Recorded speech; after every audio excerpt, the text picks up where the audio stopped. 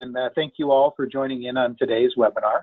We're excited to be providing you an update on Fidelity National Financial's Financial Fitness Program. My name is Joe Sari, and I'm the founder and chairman of the Financial Fitness Group.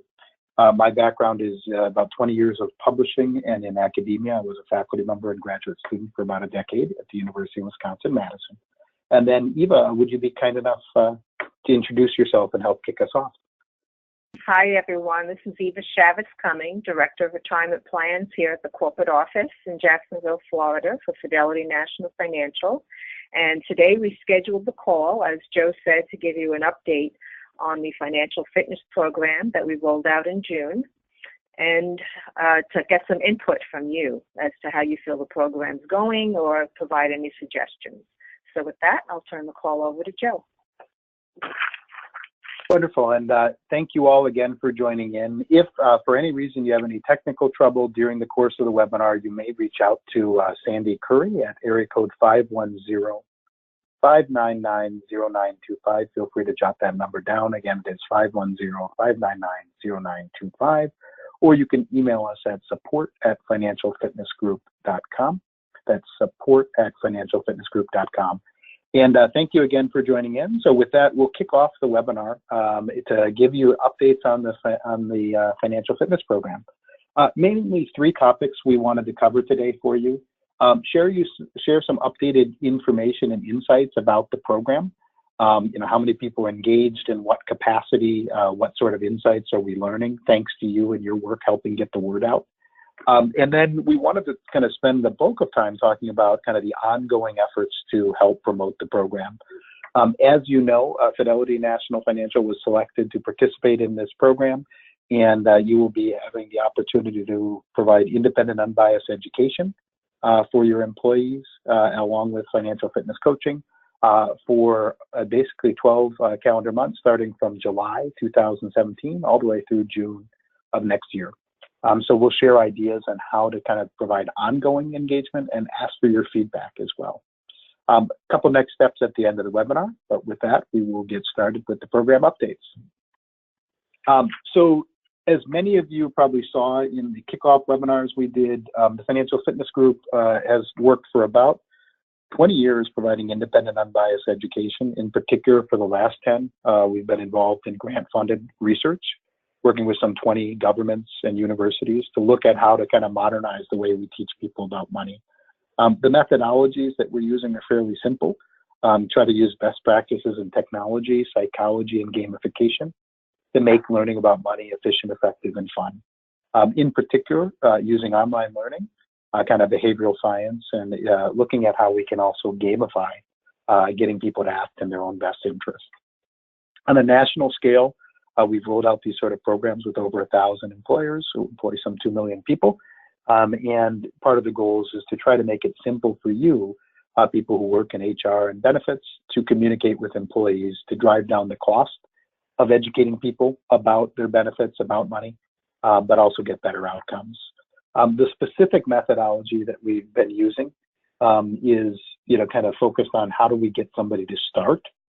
Typically, we ask people to get started with a 10-minute online assessment. We know that a journey of 1,000 miles starts with a single step, and our experience has been if we can get somebody to take 10 minutes to think about their money, a high percentage of them, 80, 90% or more, will actually take one of the next steps, whether that's taking online learning or connecting with a coach. And then, of course, through the process, we collect data, and we're excited to be sharing that data back with you today. And one of the things for everyone, just want to kind of go through some of the promotional materials. You see up on the screen kind of an example of a templated email. This is for another company participating in the program. Their brand is up front. You all and your employees should have received a templated email with Fidelity National Financial's branding. At least 2 of them have gone out. You can read it on your smartphone, on your tablet. We'll be asking you some questions about that in just a bit. But the idea is from that email to challenge Fidelity National's employees to take 10 minutes to do a financial fitness checkup, where we assess their aptitude, what they know about money, their behavior, as well as their confidence. And we're excited to tell you that nearly 1,000 people have already engaged in the program. We'll get into the specifics, but we'll be sharing some of that data with you and some of the insights. And hopefully this will be helpful to you to better understand how we can better improve the program as we continue to work with your team for the next 12 months. When people do complete that online checkup, they get a financial fitness score. This is an individual score on a 10-point scale. And they get some kind of commentary to understand where they are benchmarked versus others. They get the opportunity to either enroll in the academy, or they could have provided a phone number if they wanted to receive a call from a financial coach. And we'll share some stats on kind of how people are interacting with the platform, what we're learning, and then of course we look to learn from you as well. One of the things as the program continues to progress and evolve, we'll be looking at providing more visual kind of interaction and gamification. So one of the things you can see on this screenshot of kind of a vision for the product in the future is this idea of people's ability to earn points. So for every course you complete or activity you get done, the idea that you could earn points and perhaps level up, to get to level 1, level 2, or level 3. So that goes through a little bit of kind of the engage, assess, and educate. At the end of the process, people also have the ability to connect with a financial coach. They can do that by either providing their phone number, which is an optional item, and then they can receive up to 2, I think a maximum of 3 phone calls, inviting them to set a time to meet with a coach, or they can click a link and schedule their own time. And we'll share some of the data with you in terms of what we're seeing and hearing so far about that experience, but we want to hear your input as well. We do have open-ended questions through a survey at the end. And so we want to hear the good, the bad, and the ugly, all your ideas to make the program better. Any problems if you've had at all as well, we want to hear those too. And with that, I just want to confirm, Eva, are you still able to see my screen just fine and hear my voice okay? Yes, I am. All righty, wonderful. So now we'll get into kind of some of the updates. So on a national scale, the program has been fortunate to work with over 1,000 employers, won a few governor's awards. And what we generally see is that this method of using kind of your smartphone, your tablet, to engage people in an assessment can lead to significantly higher levels of engagement than traditional methods. By traditional methods, we mean, things like a lunch and learn workshop or a one-on-one enrollment meeting or, using content in a newsletter, et cetera. What we find is if we can get people to spend 10 minutes to do that checkup, on average, we can engage them for up to 4.5 hours to interact with the platform and learn more about money. Doesn't mean everyone spends 4.5 hours, and it doesn't mean they do it all in one day or 1 week. But we find if we can kind of get people to assess their financial well-being and then provide the possibility of content or coaching, we can see pretty substantive change, up to 70% changes in behavior, confidence, and aptitude. We'll be sharing with you kind of the starting point of where we're seeing your employees when they begin. And then later in the year, we'll be able to share feedback on how it's evolved. When we set out on our webinars, our kickoff webinars in early June, I think we shared with you that our goals were to engage a minimum of 1,000 employees to participate in the program. Now, Fidelity National being a high achiever, you guys are very, very close to that initial goal. But, one of the things, because you are a large employer group, and while it's exciting to get, 5% of your population or more to take action, the reality is we know 90% of your people or more have a need and a desire for improved financial well-being. So we'd love to get your ideas and your concepts for, how could we improve the program to get up to 20, 30% or more people to truly reap the benefits. And the program's being provided essentially free of cost to employees and at a very nominal fee for Fidelity itself. So there is no performance fee or anything along those lines. So the more people who use it, the more benefit you can get from it. So a big part of the goal from the webinar today is really to understand the efficacy of blended learning, combining the option of online education with the possibility of connecting with a coach or doing both. And over the course of the next year, both with Fidelity National and 15 employers from Micron Technologies, Caterpillar, the state of Wisconsin, and others, we'll be reporting on kind of the efficacy of the program and, do people have positive outcomes? So this is kind of a precursor to that today. So I want to dig into a bit of the program communications and just kind of a trip down memory lane for some of us. And part of what we'll be asking in the polls are going to start fast and furious and not so long. So part of what we'll be asking is, which of these communications did you notice? Did you engage in? What's been effective, et cetera? So we kicked off the program on June 6th and 7th with 2 informational webinars geared towards people in the HR and/or benefits role across the country for Fidelity. Then we actually sent about 2 or 2.5 automated emails starting on June 13th to invite people to get started. And in July, we offered the ability for kind of ongoing emails to drive engagement, a weekly reminder. In terms of how that promotion activity has focused, so far, we've had 838 people at Fidelity National complete that financial fitness checkup. So not so far from that 1,000 goal. We know we can get there. We hope we could get to 2,000 or 3,000 or more, given the size of your entity. Of them, 704 people who completed that checkup enrolled in the opportunity to take advantage of free interactive online coursework. And so far, people have reviewed over 4,000 topics. We'll get into what topics they're reviewing and how they're doing on that in just a bit. But pretty exciting. In a little more than a month, you've got a lot of people consuming a fair amount of content to learn what's important to them about money. We also have seen about 406 out of that 704 people express the interest of meeting with a coach. We're seeing about 25% of people who express the interest actually following through and scheduling and holding a meeting. So we're up over 100 coaching sessions so far. And as that number continues to grow, we'll be able to compare the group of people who interact with the coach, what their experiences were, what was good about it, any challenges, but also, do they make any differences in terms of their change in behavior in a positive way? From a financial fitness score, I think I mentioned on the last webinar, I've got over 20 years of experience in publishing in academia, and this score has been developed through well over $2.5 million in grant funding. And the score as a whole assesses people's aptitude, their behavior, and their confidence. Fidelity National scores so far a 5.9, meaning your employees have moderate levels of financial stress. A score of 7.0 or so is pretty good, meaning your employees have kind of low levels of financial stress. When you dig a little bit deeper, what you'll see is that Fidelity National on the aptitude, what people know about money, scores about 6.6, so higher than any of the other 3 metrics and higher than the U.S. population as a whole, about 4 or 5% higher. Not surprising given you're a financial service firm, and we've had over 1,000 companies from retail and others complete this as well. When you look at people's behavior, you're kind of middle of the pack, 5.4. We'd love to see a 7.0 or higher. We'll dig into what that means in just a bit. And when we look at people's confidence, your people are just a little bit more confident than the typical American.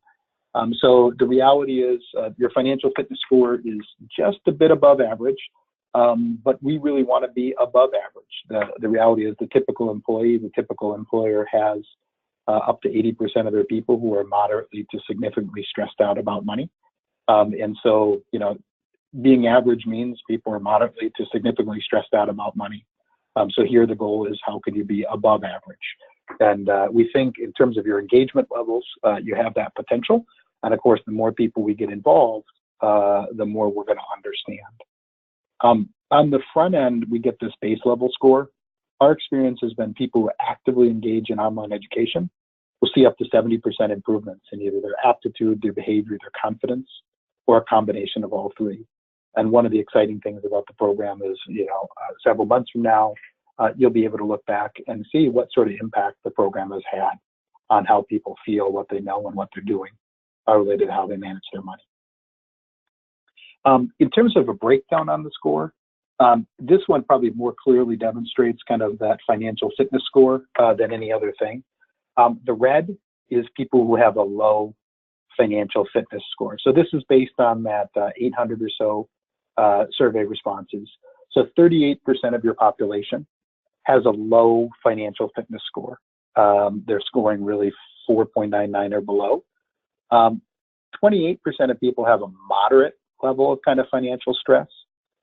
So when you combine these two, moderate and low, you're looking at 74% of your population has moderate to significant levels of financial stress.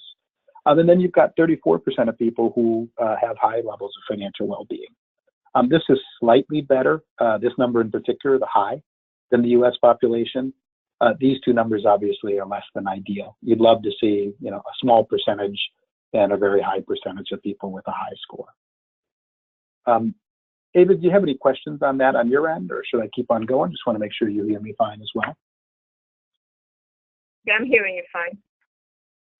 Wonderful. So one of the things that I wanted to mention, what the data actually means. So there's over 20 years of research connecting kind of people's financial fitness scores and actual productivity engagement for employees.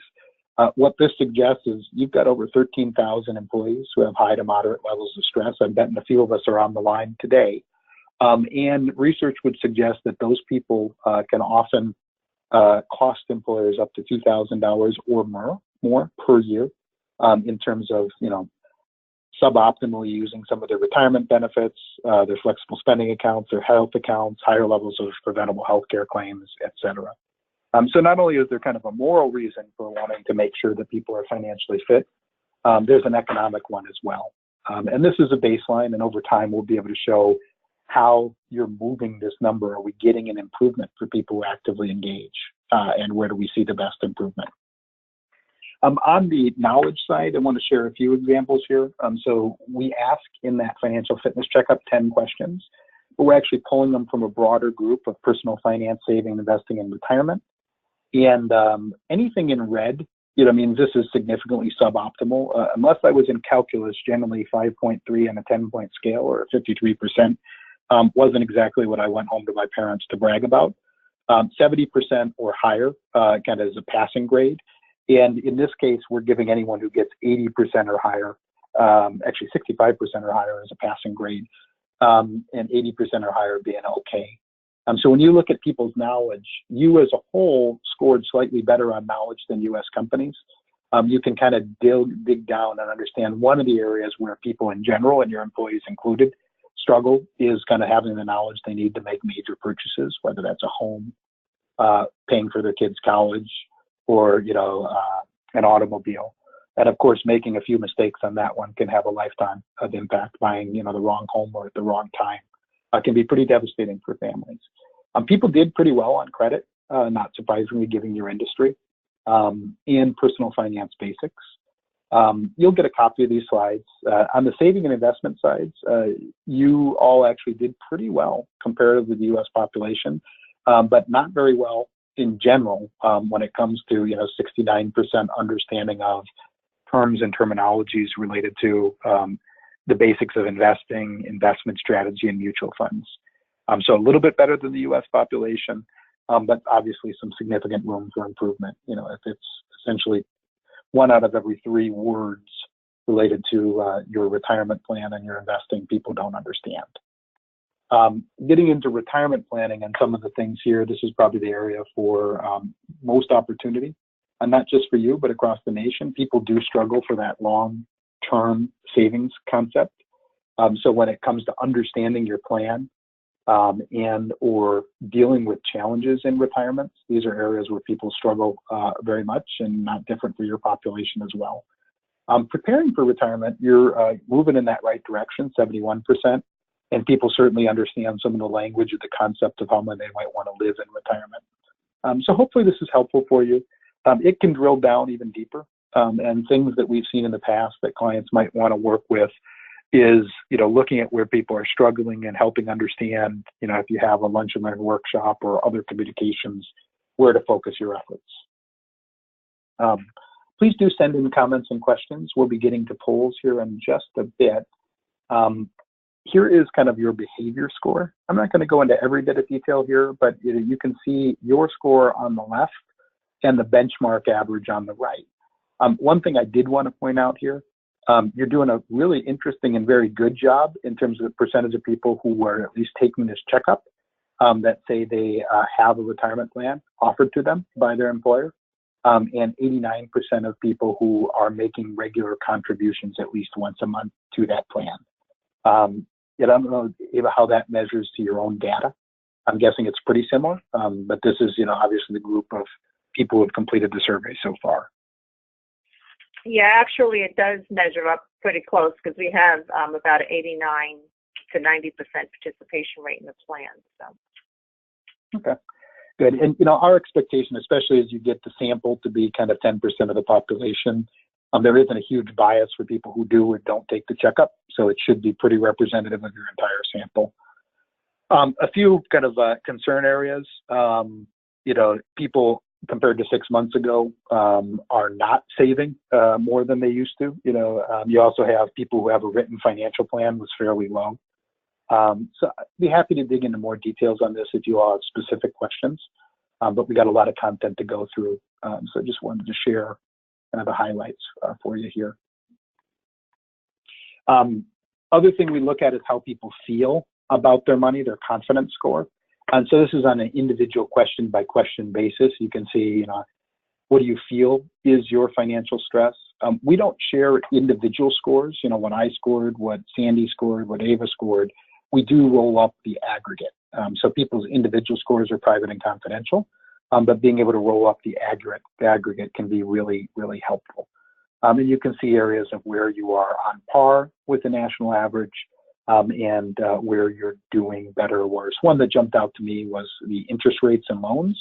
Not surprisingly, your people felt that they knew significantly more about that and credit. Given your industry, that makes sense to me. So now I'm going to hop into kind of the engagement on the program. And we talked a little bit about the number of people. So this is based on 838 people who completed the checkup. 704 people who actually enrolled in coursework.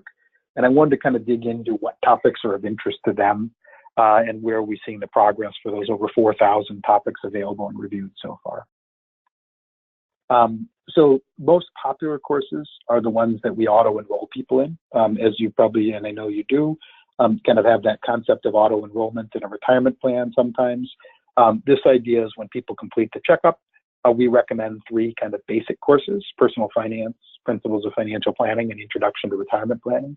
So all 704 people were signed up for those topics. They then have the ability to add additional topics if they cared to. On average, the average person typically adds about 7 other topics that they choose from a library of about 100. So when you look at it by category and the most popular topics, this helps you understand a little bit about what people care about. Saving and investing was number 1 by a pretty good margin, 38% of people. Financial planning, 32%. Budgeting and credit, 22%. Interestingly enough, retirement planning as a standalone item was relatively low.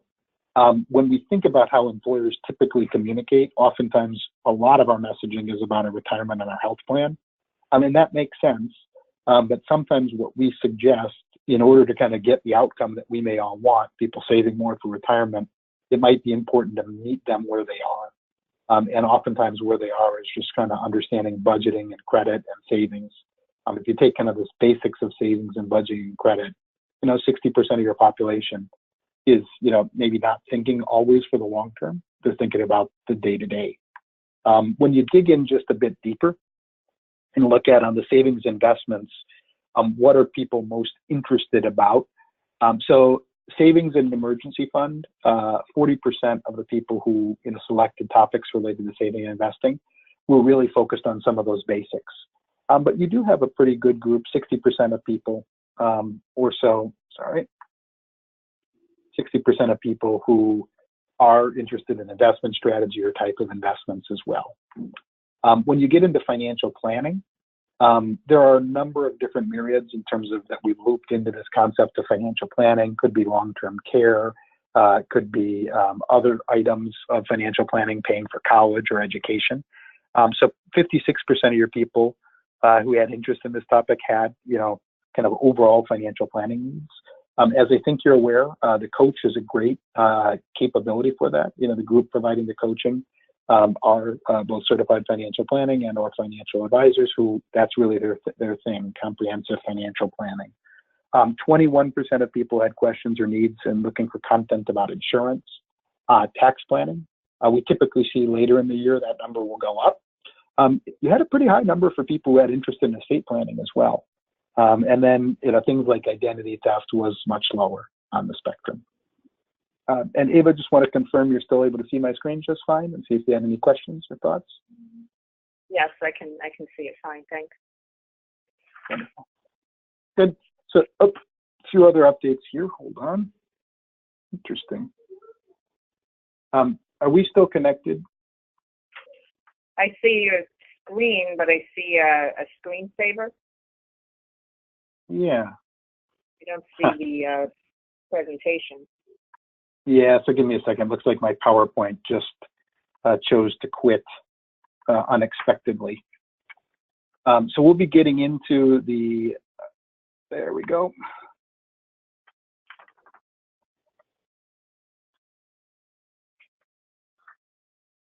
Joe, we're watching or looking at a different monitor if you happen to be on two monitors.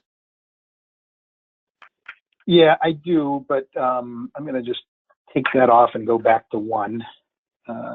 So how about now? We still see the lovely mountains.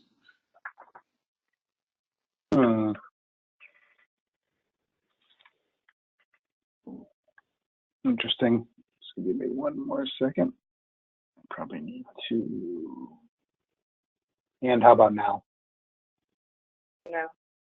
No change. Okay. Hillman, what I'm going to ask that we do is that we, if you could take presenter and then pass it back over to me, I think that will resolve the issue.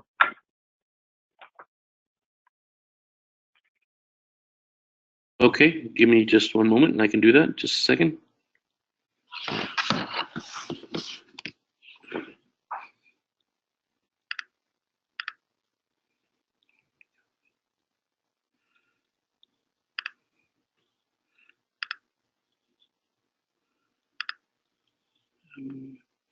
Okay, let me see. I should be, oh great, where is it?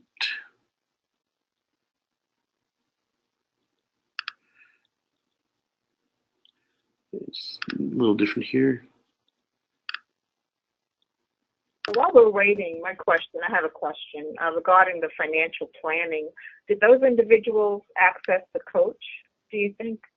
Of that 56% who are interested in financial planning, did we have the same percentage accessing a financial coach? It's a great question. We haven't yet had time to analyze, what is the content that people sign up to and how does that act for their interest in A, connecting with a coach, and B, their follow through on it. I would suspect that there's a higher percentage, right, for the people who, you would hope the people who had financial planning needs in general, right. Connecting with the coach, right, because that's what they're best adept to do. Hey, Hillman, can you see my screen now? I rejoined the webinar. Yes, we can see your screen now, Joe. Wonderful. And thank you all for your patience. Something happened on my end, so very. And I'm going to go forward and dig a little bit deeper. In terms of budgeting and credit, where people really did have issues, who had issues of that, budgeting was a big one, debt management and credit as well. So these are percentages of percentages. And just to go back, what I mean by that is, 38% of your users had interest in saving and investing, 32% of your users in financial planning, 22% on budgeting and credit. And then within there, we broke it down a little deeper. And this is the courses that they choose to sign up for. They're auto-enrolled in these three up top, but these are the ones that they individually select and get engaged with. So budgeting, debt management, credit. Final few topics, and I thought this was interesting in retirement. I don't know if this is demographic related, I haven't seen, but it is much higher for people who kind of were looking at content for kind of how they manage their money as they get into retirement, as opposed to people who were more interested in the accumulation phase. It would make me think that your population might skew a little older, Or it could be they just really like the idea of dreaming about how they're going to want to live in retirement. So that gives you kind of an overview. And now we get into the part where we're going to be asking questions of you using the poll side. So hopefully that data is helpful, where you get a feel for, you got a fair number of people started. You get a feel for where they started. They're getting engaged. 4,000 plus topics started, over 400 requests to meet with a coach. But how can we kind of get the word out? As I mentioned, we're kind of close to 5% of your population right now.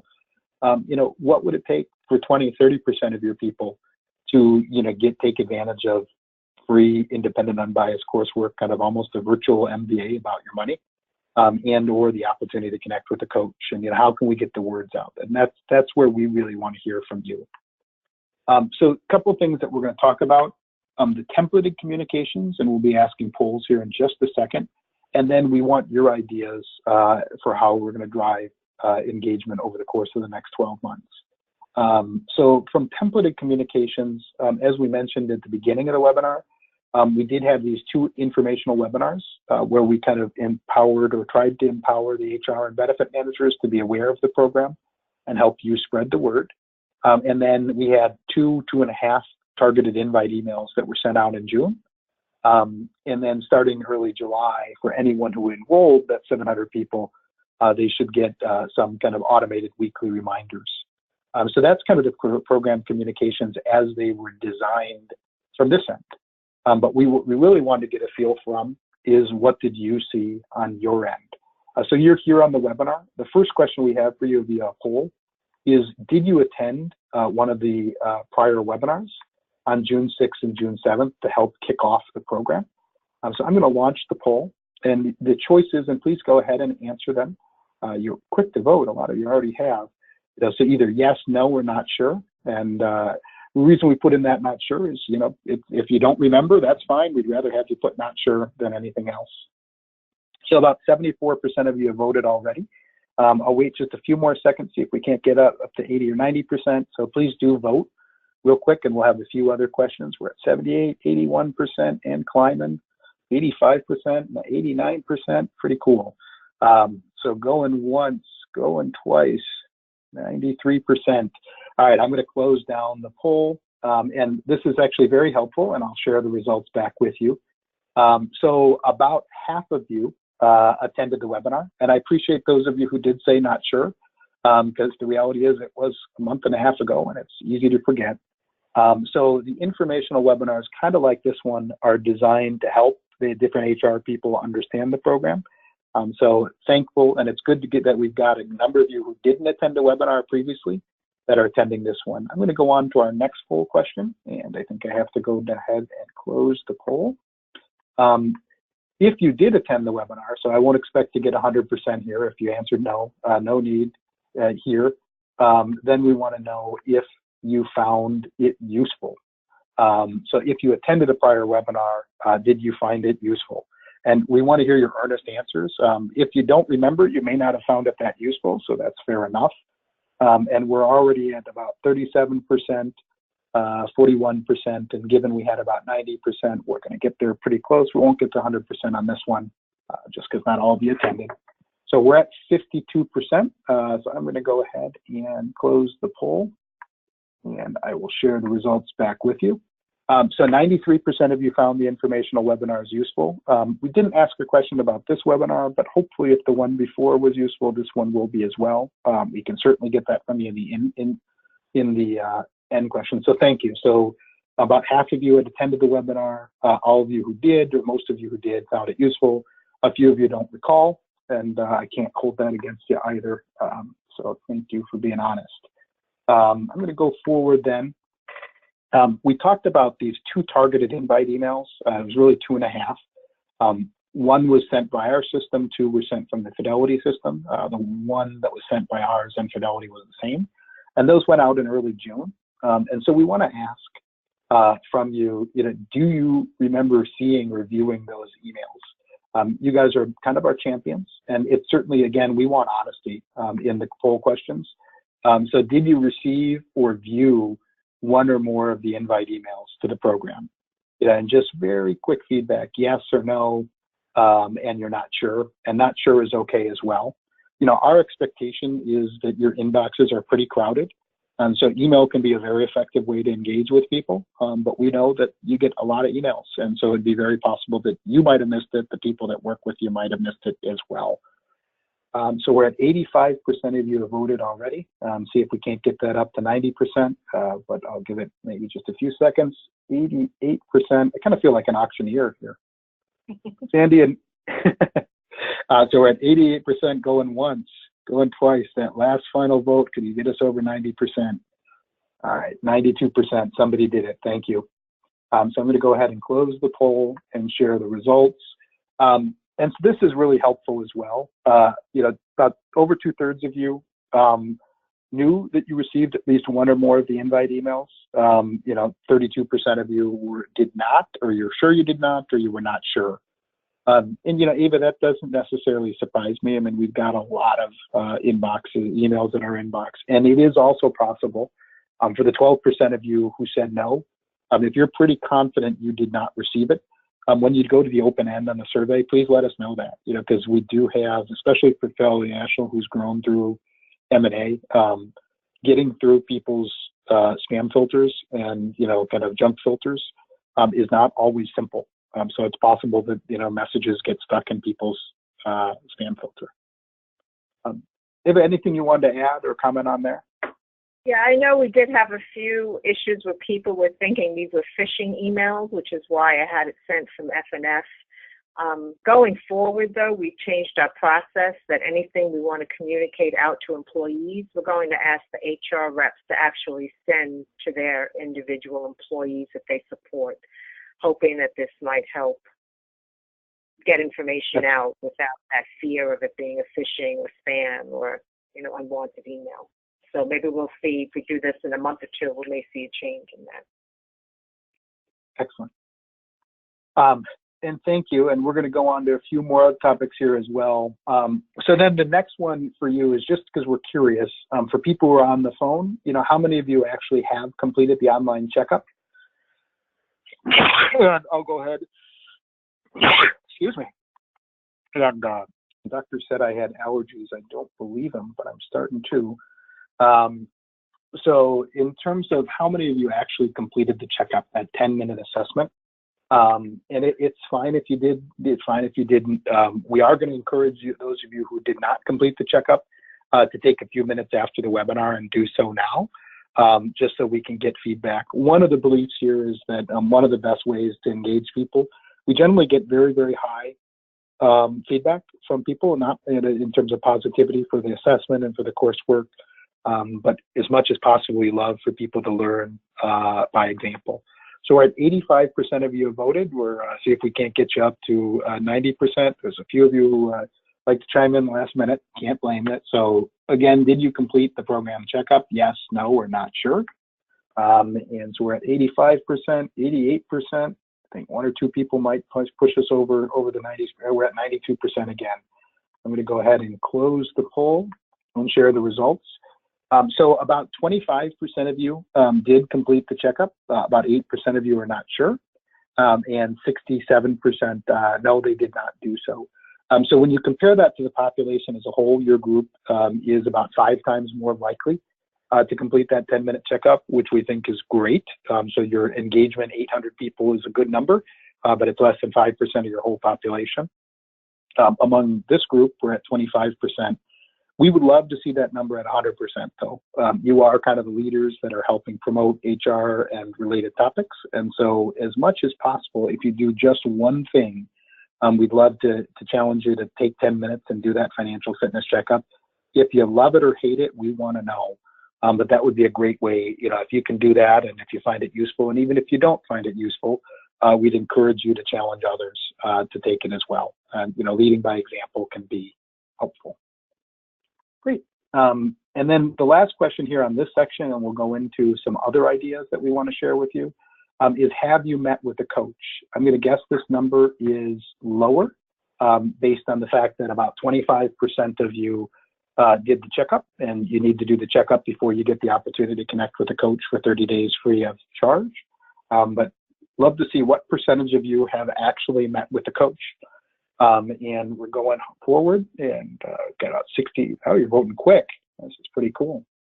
So 77% of people, 81% of people. And if you did not do the checkup, please still answer the question. Yes, sir. You have an Avast notification that showed up? Oh, thank you. And now it showed up in more places. All right, we're at 85%. Going once, going twice. Can we get you to 90%? Please do chime in if you can. This is great, though. We're getting very good engagement from you all on this. So if you haven't voted already, please do. We'll be moving on to the next topic. 88, 92%. There's our 96%. Awesome.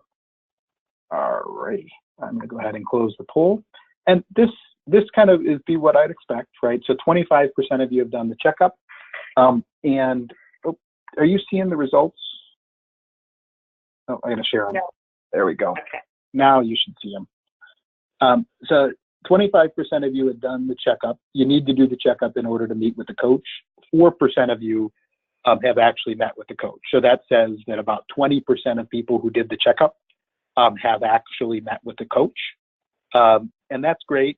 In the open-end survey at the end, we would love your feedback, positive, negative, whatever it is. How has that experience been for you? For those of you who finish up the webinar, we definitely want to encourage you to go to fnf.financialfitness.academy and do the checkup. Your willingness or interest in signing up a coach is completely personal to you. If you have needs or financial planning or other items where you want to get a free consultation, feel free. If you'd rather watch paint dry, that's fine too. But we would love for those of you that have an interest to definitely do the checkup. One way that's easy to meet with the coach is when you get the checkup, you have the option to provide your phone number to receive a call. They can call you to schedule, or you can schedule your own, however you see fit. Ava, any questions or feedback you wanted to add to that? No, I did participate in the checkup, and I've done some of the programs, and they really are quick tutorials. They don't take a lot of time, and they are very informative. So it's definitely something I encourage you to take the time to check into. Excellent. So now we're going to go into a little bit more of ideas for driving engagement. So there's a little bit of kind of what have we done. Now we want to share some ideas that we've been kicking around, but then get your thoughts on it as well. So we had a number of different topics. So one is doing a little more of what we've already done. We know those 2 emails drove nearly 1,000 people to take 10 minutes to think about their money, and over 4,000 topics selected and reviewed. So that's our first place. We also want to talk about, we're doing a webinar for you. What if we were offered a webinar for the employees? What if we offered a monthly newsletter? Or would video be a good medium to help people know that this program exists? What about life events? How could we help people, kind of clarify their goals, or, when life happens, connect with people? And then open-ended, we want to get your ideas as we go forward as well. So on the additional emails, I'd say, we've been doing this for quite a bit of time. Kind of the rule of marketing often is somebody needs to see a message, 5 to 7 times before they remember it and or take action. We know that employers are constrained in how much you message your employees about the same thing. But we often send 3 to 5 messages per program. We've sent a couple, and I know in talking with Ava, one of the thought processes is over time, because this is a year-long program, to send additional invite messages. Maybe somebody was busy, they didn't see the message, or the message wasn't right for them just then. So we would love to look at the possibility of sending additional messages, but we also want to deal with the fact that, are we bombarding you with messages, and what's the balance between creating awareness and just being a nuisance or a pain? So with that, our next question is going to be about kind of the idea of messages, templated messages. I didn't even include kind of who sends them, but I think that could be something we'd love for feedback in the open-ended question at the end. But I'm going to go ahead and launch another poll question. We're about halfway through the poll, so your thumbs hopefully won't get too tired. But how many additional invitation emails do you think should be sent? Is it none? 1 to 2 more? We've sent 2, 2.5 kind of, 2 to 3, 3 to 4, 4 to 5, and we're talking over the course of about 10 months here. Not obviously all in 1 week, but over time. So about 68% of you have voted, 72%. So keep on going. And again, we're thinking over about 10 months. I don't know if you already voted, if you can change your vote. So if that kind of qualification at the end would have changed your vote, I apologize. We're at 80% of you now. So if a few more of you can get us to 85, 90% or so. But how many additional invitation emails, if any, should be sent over the course of, kind of the next 10 months or so? 84% of you. I hear 85, 86. No, we're stuck at 84 right now. So if a few more of you could vote, that would be great. I'm going to close out the poll. We're at 88%. And we're like 3, 2, 1, got to 92%. All right. So I'll go ahead and share the results. And again, we appreciate people's earnest honesty. So the consensus kind of looked in the kind of the 1 to 3 range. So 70, 82% of you in that range. Some of you did feel that 3 or 4 messages might be appropriate, even 4 to 5. And then some of you felt that, hey, no more messages are appropriate. And we appreciate the earnesty and the honesty on that as well. And Ava, we'll get the summary results of this back to you, and then think about how we plan our efforts as we go forward. Okay. But thank you very much. Ava, any questions on that? Or? I didn't know. Okay. Wonderful. And then we want to talk kind of about not doing what we've done, but doing something different. We know that people learn in different ways. So there's some of us who might be self-directed, who communicating to you via email might be effective. Some people who might want to hear a human voice, understand a little more of the program, either see or kick the tires before they get started.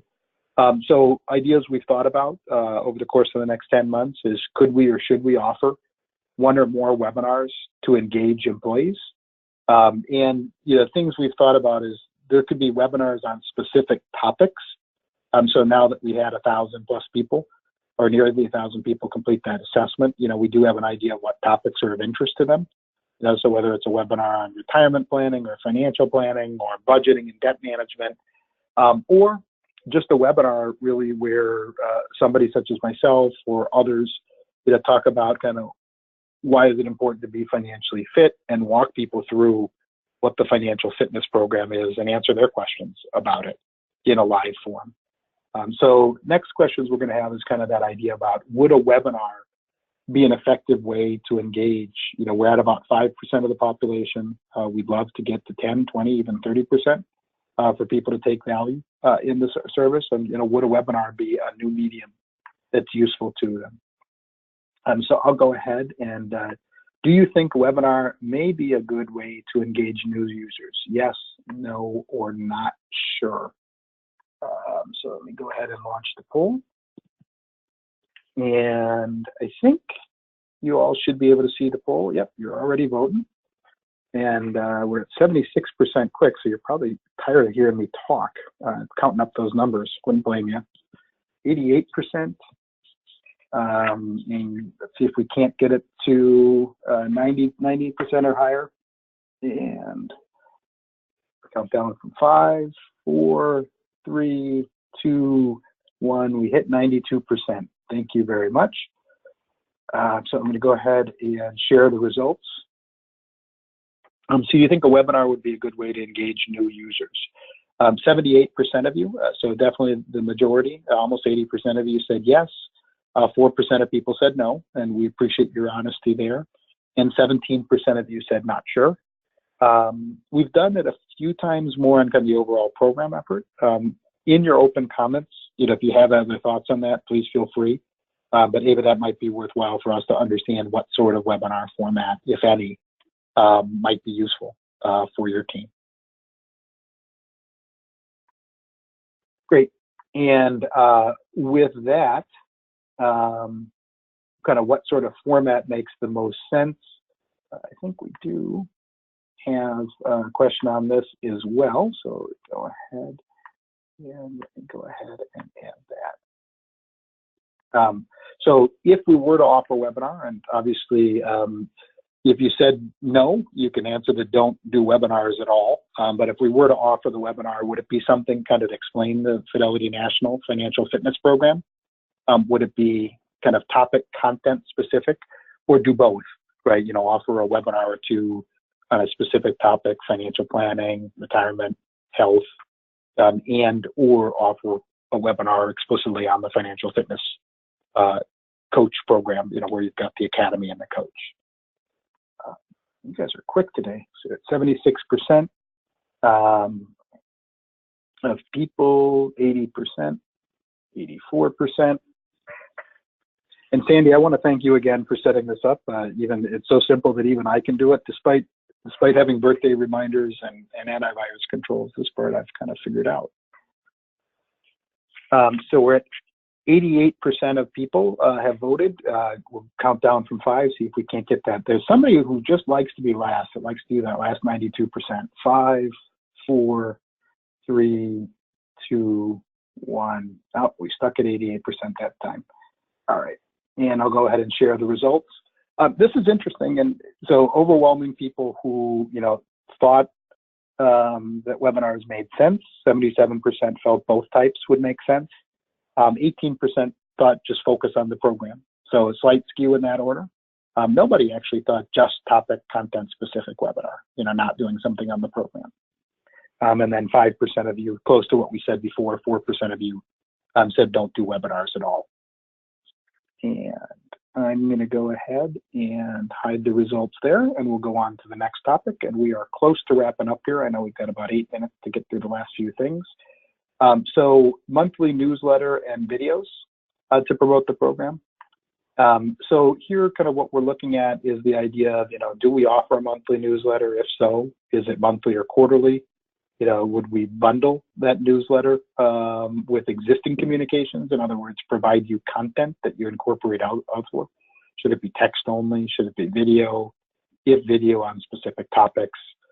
We're not going to be able to answer all these questions, but did want to go forward and kind of what do you think in general might be the most impactful way if we were to communicate by, you know, some other means, so a newsletter or video. So I'll go ahead and launch this question and just a few more, and then we will be wrapping up. So what do you think would be the most impactful way to drive engagement? A newsletter, a video, do both, or not sure. You could answer not sure if you mean neither as well, so we'll take that as well. But whether you think newsletters, videos, or both mediums might be helpful. Obviously, videos could be distributed in a newsletter. They could be put on your corporate intranet site. Don't know what other ways you might have to deliver videos, but they could be an option as well. So we are at 80% voted. I will count down from 10 and see if we can't get you to close to 92%. So at 84, 88%, and 5, 4, 3, 2, 1. And so as it relates to content, slight preference for newsletters over video, but a good number of you thought both. And then, you know, 9% either said not sure, could have put a no, offer neither in there, but we'll kind of take that as the same. So Ava, that'll be helpful for us also to kind of think about how we organize our efforts. Yes, it's a great responses. Wonderful. So just a few last things. What frequency, if any, you know, if we were to offer videos or newsletters, would this be weekly, monthly, quarterly? Not sure. So I'll go ahead and ask that. We got just 3 more questions. So what frequency do you recommend? Weekly, monthly, quarterly? Not sure. And we're already up to 76% of you. You guys are quick now. And see if we can't get us up to about 85, 90%. So again, what frequency would you recommend for messages? You know, whether you're in voted video or not. And if you said not sure before, you can certainly say not sure again. We're at 88%, which is even where we're generally sticking right now. So I'll go ahead and close and share the poll. So definitely not weekly messages as it relates to kind of overall program awareness. So monthly and quarterly. Quarterly definitely won by a landslide there. but we kind of get some idea in terms of that. I suppose we could have asked now bi-monthly, and might have got a more even split. All righty. And then last kind of thing before we go into the open-end survey and wrap up, life events to personalize the content. A lot of what we're seeing is that people often seek help when life happens. You know, they have a baby, they start a new job, they get let go from a job, they get married, they get divorced. You know, but there's something that happens that makes them wonder about their money and their financial topics. So in terms of organizing content by life events and goals, the idea is if we asked people a bit about their life events and their goals, you know, could we better personalize the experience? Goals would be something like getting out of debt, saving for college. You know, life events might be things like, hey, I just got married and I'm starting a family and we're finding out we're expecting, whatever it is. And could that be a way to better engage users, you know, to make it more personal to them? So last question is, do you think organizing content by life events might be impactful? So again, do you think organizing content on life events would be impactful? Yes, no, or not sure. And so the idea is if we better customize the content based on, hey, what are your goals? Or, you know, have any of the following things happened to you? And so we're at 84%. You guys are really quick, and we are almost done. So I'm going to go ahead and close the poll at 84% and share the results. So the vast majority of you did think the life event or organizing content along goals and life events might be impactful.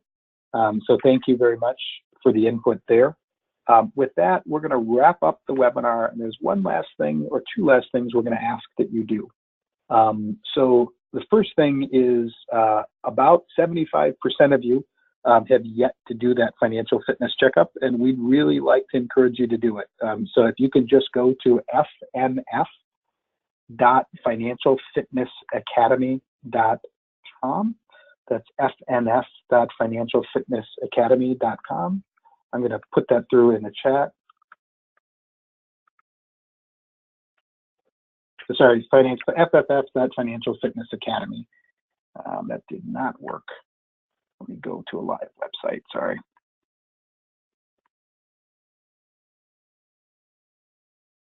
Okay, so it's fnf.financialfitnessacademy.com. All you need to do is enter your email address and get started. It'll take you about 7 to 10 minutes, but we definitely encourage you to do that. Get a feeling for what, you know, almost 1,000 people have done.